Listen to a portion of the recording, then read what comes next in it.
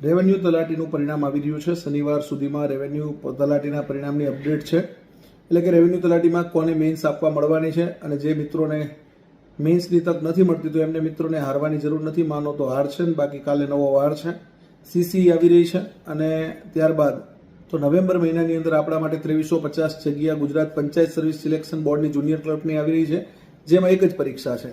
એટલે ચિંતા કરવાની થતી નથી. બરાબર, જો રેવન્યુ તલાટીમાં આપણે ક્વોલિફાય થઈએ છીએ અને આપણે મેઇન્સ લખવાની છે તો એમાં બાકા ચીકી બોલાવી દેવાની છે.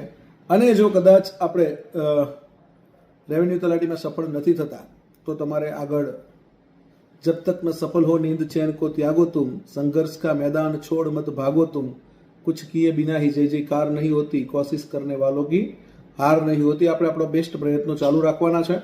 અને રેવન્યુ તલાટીની મુખ્ય પરીક્ષા 14, 15 અને 16 ઓક્ટોબરના રોજ યોજાવાની છે. તો જેમને મેઇન્સ આપવાની છે એના માટે તૈયાર થઈ જવાનું છે. અને જે ક્વોલિફાય નથી કરતા એમણે પોતાનું બેસ્ટ આપવા પ્રયત્ન કરવાનો છે આવનારી પરીક્ષામાં. અને તમારે જબ તક તોડેંગે નહીં તબ તક છોડેંગે નહીં સંકલ્પ સાથે ફરી એકવાર લાગી જવાનું છે. All the best of luck. જય હિન્દ, જય ભારત, જય જય ગરવી ગુજરાત.